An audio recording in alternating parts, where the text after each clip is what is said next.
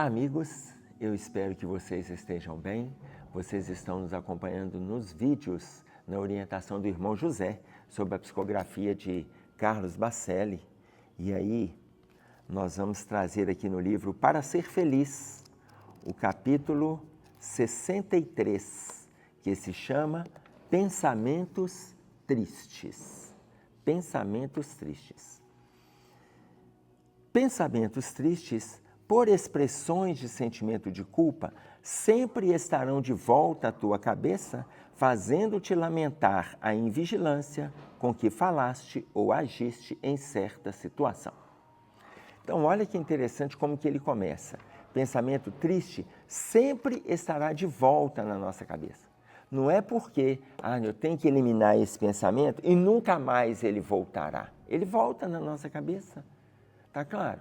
Mas vocês vão lembrar também que o fluxo de pensamentos que nós temos varia. 60 mil pensamentos por dia, na fala da Joana de Ângeles. O espírito de João Lúcio, no livro Nos Escaninhos da Alma, ele coloca que podemos chegar até 100 mil pensamentos por dia. Então imaginem vocês, os pensamentos tristes e alegres, eles vão vir. Mas o foco deles são os pensamentos tristes. Olha, sempre vai vir na nossa cabeça, fazendo-te lamentar a invigilância com que falaste ou agiste em certa situação.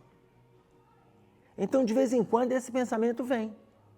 Algum engano que a gente cometeu, alguma fala que foi destrutiva, que foi infrutífera. Tá claro? Esse pensamento vai vir. Mas o que é interessante disso, gente? É que olha o que ele vem a partir do segundo parágrafo desse trecho. Tais pensamentos, no entanto, têm a função de induzir-te a mais profunda reflexão, adquirindo gradativamente resistência contra os impulsos infelizes que te levaram a concebê-los. Olha o que ele fala no segundo parágrafo. Ou seja, ainda que venha pensamentos tristes, ainda que venha, não é para nós condenarmos, é para nós aproveitarmos aquele momento. Isso é muito rico na nossa percepção da fala do espírito do irmão José. Não é para você se punir porque o pensamento triste veio, é para você avaliar o que você pode desfrutar com aquele pensamento triste que chegou. E vai vir, gente, mas vai vir para todo mundo. Não é para você, não é para mim, não é para o nosso familiar, um amigo da sessão de trabalho. Não é isso. O pensamento triste vai vir aqui. Mas ele tem a função de induzir-te a mais profunda reflexão.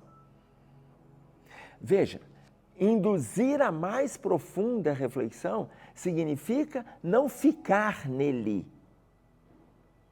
O que esse pensamento está me trazendo no campo do aprendizado? Entendamos isso, tá ok? Entendamos isso. Adquirindo gradativamente resistência contra impulsos infelizes que te levaram a conceber esses pensamentos, ok? Por outro lado, eles te auxiliam a melhor avaliar as fragilidades íntimas das quais julgavas que já tivesses te libertado. Por outro lado, eles te auxiliam a avaliar as fragilidades íntimas, porque em determinados momentos a gente acha que não, disso aqui eu já estou liberado. Olha, daí a 3 semanas, 1 mês, 2, 6, 8, 15 meses, 15 anos. O pensamento triste ele vai vir. Quando você tinha 23 anos, quando você esteve numa relação tal, aquele pensamento triste, ele vai vir. E vai servir para a gente avaliar quanto das fragilidades íntimas que a gente achou que estava liberado, mas ainda assola o nosso estado íntimo. Ainda assola. E aí, eu quero trazer uma observação para vocês, que ele vir não significa que ele tem que se instalar. Ele vem para que a gente avalie, ele vem para que a gente reflita, profunda reflexão, para que a gente reflita, mas não para que a gente o cultive. Lá no livro Lampadário Espírita, a Joana de Ângeles traz essa observação para nós. Ela coloca no capítulo 59, no penúltimo capítulo deste livro, Ainda há Melancolia, que é o título do capítulo, ela coloca para nós: essa tristeza que te domina, amargurando as tuas horas, é grave enfermidade que precisa ser retirada a partir de agora. Veja bem, essa tristeza que te domina, amargurando as tuas horas. Não é aquela tristeza que vem para a reflexão, não. Olha que interessante, porque a fala do irmão José é para que a gente utilize aquele momento para nós crescermos. No parágrafo seguinte, é para que a gente entenda que nós temos fragilidades e que, por termos fragilidades, a gente tem que ter o cuidado para isso não se instalar em nós, pensamentos tristes, mas que a gente cresça com eles, ok? Agora, quando a Joana de Ângeles coloca essa tristeza que te domina, amargurando as suas horas, ou seja, você está processando, você está cultivando, você está revitalizando essa tristeza no seu estado íntimo, e aí a Joana coloca: é grave enfermidade que precisa ser retirada a partir de agora. Tá ok? Então vamos lá. Em outras palavras, olha o que é o pensamento triste. São vacinas periódicas de que necessitas com a finalidade de te tornares mais humilde, avaliando que, afinal, em algum momento, todos nós podemos voltar a cair. Então, o pensamento triste é uma vacina que periodicamente a gente necessita, com a finalidade de nos tornarmos mais humildes, ou seja, essa área que eu estou pensando hoje, que eu estou vivenciando hoje, eu já caí nela há 15 anos atrás. Eu tenho que ter o cuidado, porque senão eu vou cultivar, daí a pouco eu estou repetindo a história outra vez. Não cultivemos. Essa é a informação que ele traz. Te tornares mais humilde, avaliando que, afinal, em algum momento, todos nós podemos voltar a cair. Voltar porque eu já estive em queda. Por causa dessas situações, eu já estive em queda. Avaliemos o movimento de mudança que nós precisamos fazer. Tá claro? Quando te sentires visitado por algum pensamento triste em relação a ti mesmo, não te deixes abater por ele, a ponto de te entregares à depressão. Vão lembrar no texto da Joana de Ângeles? Não te permita que ele se estenda a ponto de te entregares à depressão. Por quê? Quando a Joana de Ângeles coloca para nós, neste capítulo do Lampadário Espírita, ainda há melancolia, melancolia é um termo que perdurou aproximadamente 2.200 anos, foi introduzido por Hipócrates por volta de 300 a 400 anos antes de Jesus. De lá para cá, esse termo ele perdurou até final do século XIX, início do século XX. Tanto que o Evangelho segundo o Espiritismo, na sua primeira publicação, 1864, no capítulo 5, Bem-aventurados aflitos, no item 25, ele vai falar a melancolia. Ele vai falar, é uma mensagem do espírito de François de Geneve.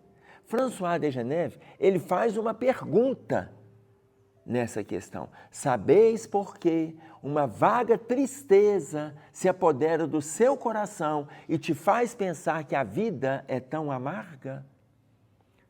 Repetindo a pergunta, olha o que está lá no Evangelho. Sabeis por que uma vaga tristeza se apodera do seu coração e te faz pensar que a vida é tão amarga? É um item, gente, a melancolia. E ali ele começa a discorrer para nós. Então eu vou deixar que vocês reflitam e que vocês leiam no item 25 do capítulo 5, mas por que eu estou trazendo essa observação? Quando te sentires visitado por algum pensamento triste em relação a você mesmo, não te deixes abater por ele a ponto de te entregares à depressão.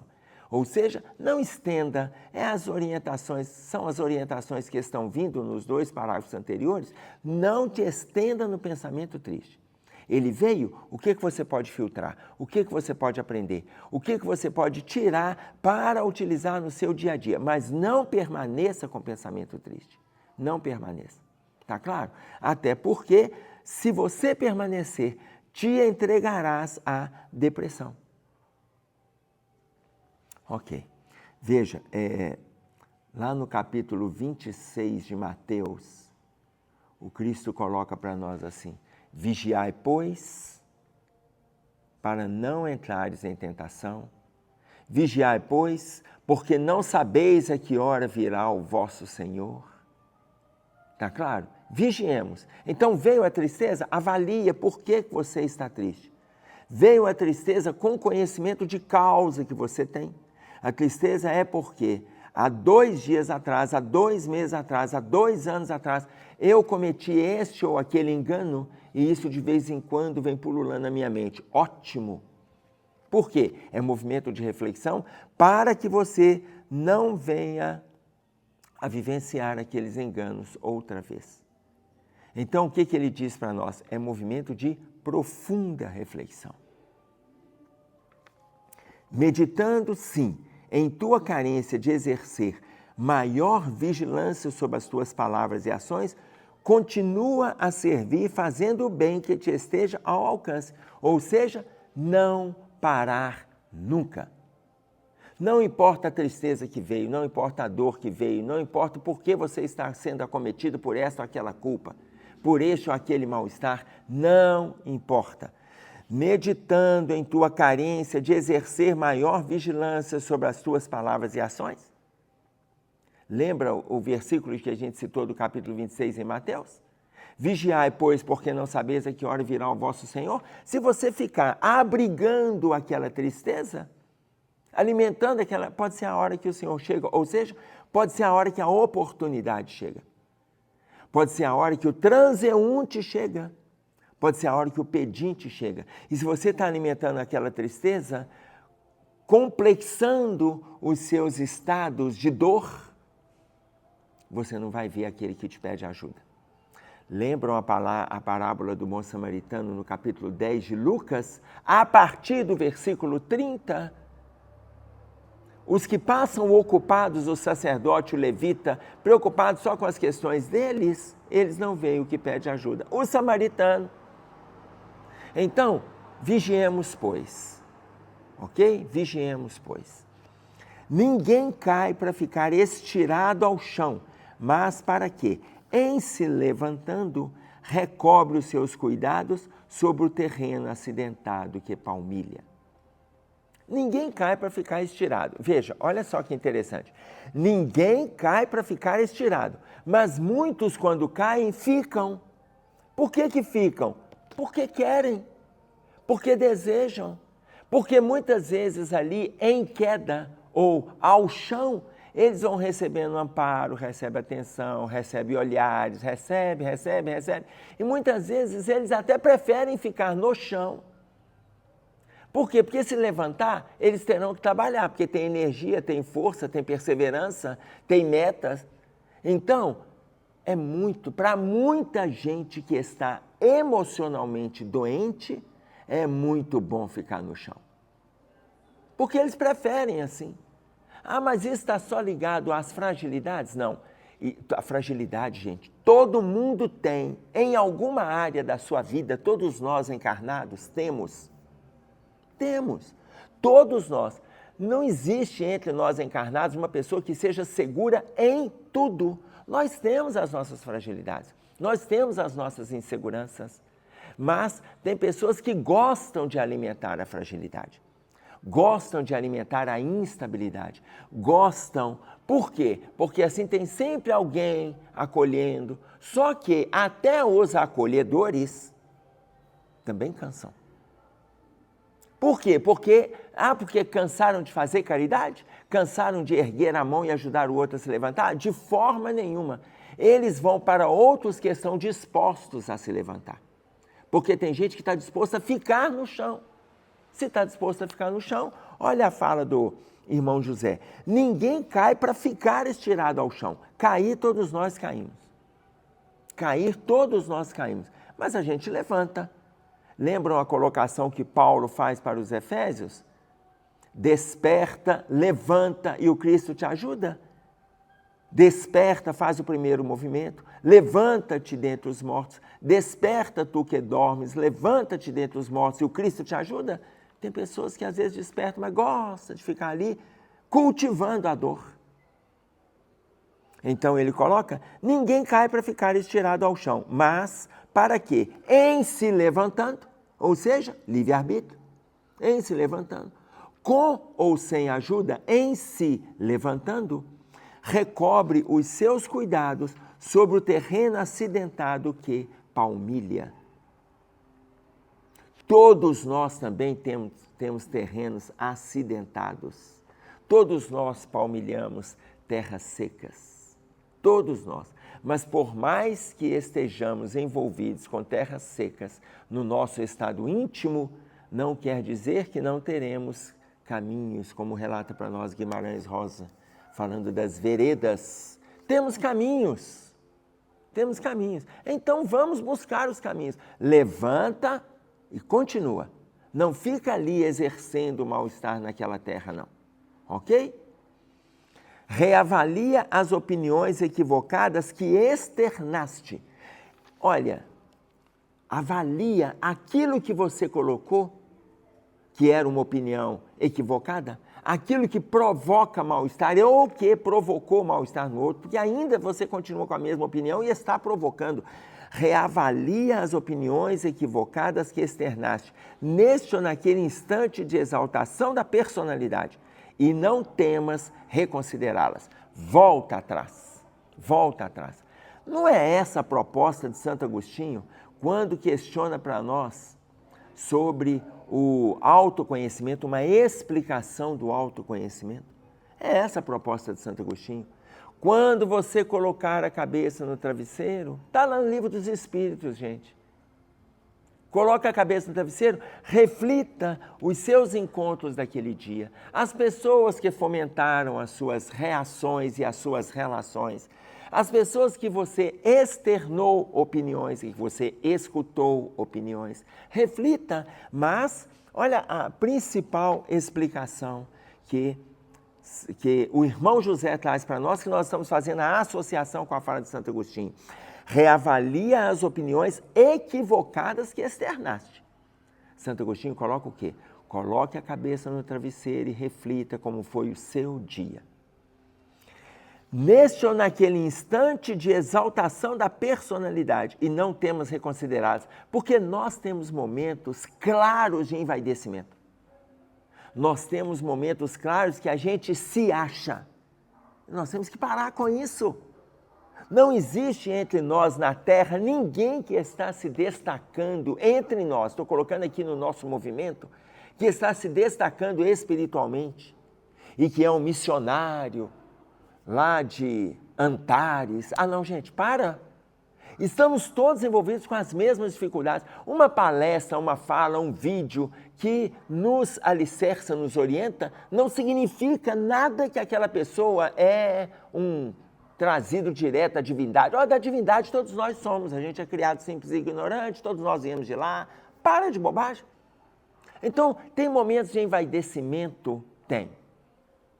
Quando você reflete e viu que a sua vaidade, ela acabou trazendo opiniões que são infrutíferas para a relação com um grupo, infrutíferas para a relação com uma pessoa, refaça, reconstrua, reconsidere que é a proposta que ele traz para nós. Reconsidere. Está claro? Reconsiderar significa refazermos aquilo que a gente colocou que está destruindo relações. E da mesma forma que a gente tem opiniões que muitas vezes podem ser valorizadas, atentemo-nos para a escuta. Por quê? Porque a gente precisa aprender a ouvir. Como relato, como pede para nós Rubem Alves, tem muito curso de oratória e Rubem Alves pede para que nós façamos curso de escutatória, que a gente aprenda a ouvir, que a gente aprenda a entender, a abrir o nosso campo auditivo para entender o que o outro está trazendo para nós.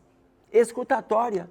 A gente está tão acostumado a falar, a levar para o outro, como se nós tivéssemos razão o tempo todo.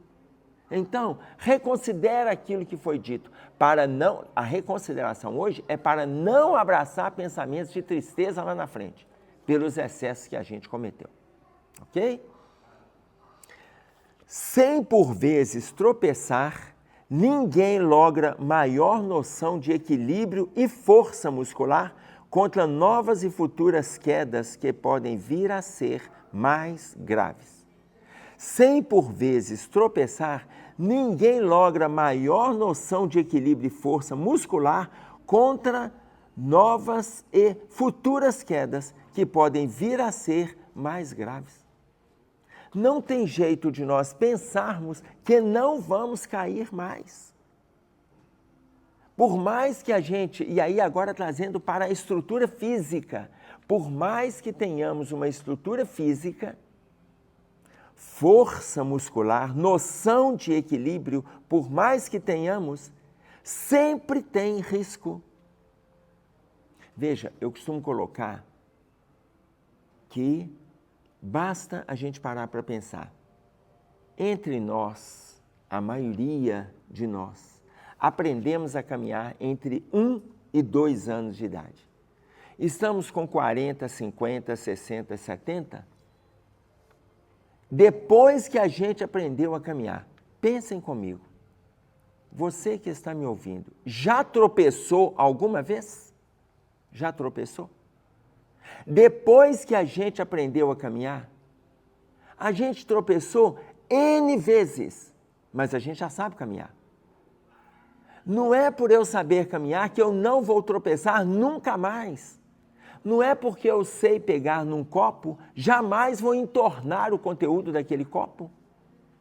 Isso não existe. Aprendemos, mas sempre corremos riscos. É isso que ele está colocando aqui. Então, olha o tema, pensamentos tristes. Se o pensamento triste vem, o que eu posso aprender com ele que veio? E não é porque ele veio, eu vou cultivar, mas eu vou usar aquele pensamento triste como profunda reflexão, que deve me induzir para situações melhores. E não ficar cultivando. Ah, porque há 2 meses atrás, ah, porque há 5 anos atrás, ah, porque há 15 anos eu... Para! Isso só tende a destruir as propostas de bem-estar que a gente tem alimentado no nosso estado íntimo. Agora, é difícil fazer esse movimento? Claro que é. Vou voltar. Quando eu citei para vocês o capítulo 26 de Mateus, quando ele coloca para nós que vigiai, pois, porque não sabeis a que hora virá o vosso Senhor.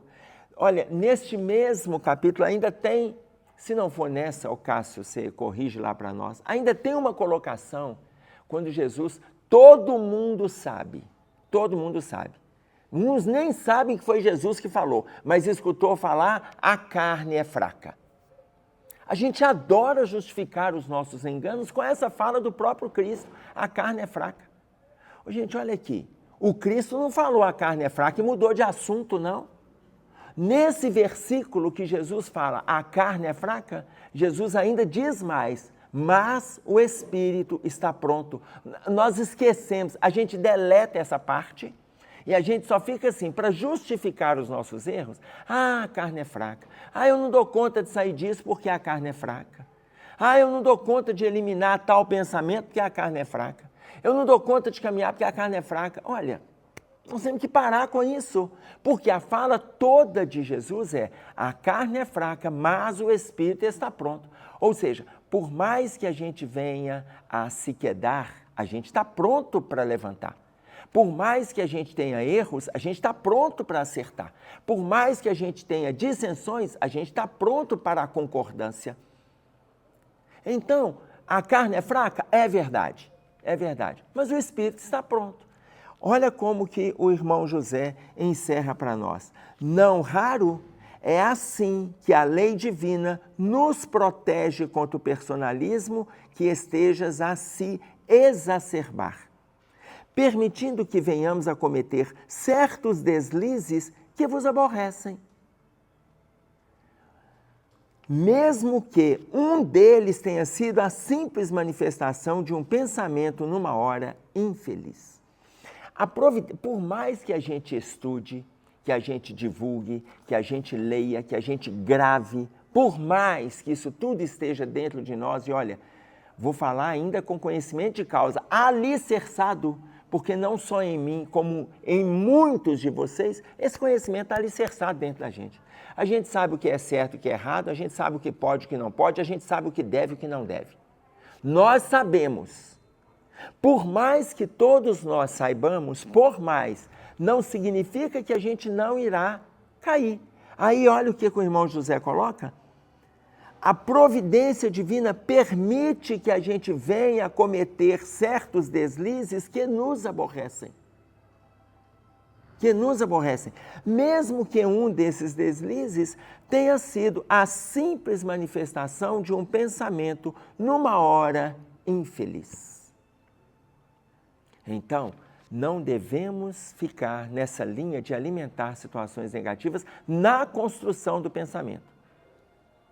Tá ok? O capítulo Pensamentos Tristes não é para nós cultivarmos, é para nós utilizarmos esse pensamento triste que chegou como mola propulsora para nós. Não, eu fiz isso. Não, realmente eu falei aquilo. Eu preciso me desculpar. Eu preciso reconsiderar. Eu vou refazer essa relação.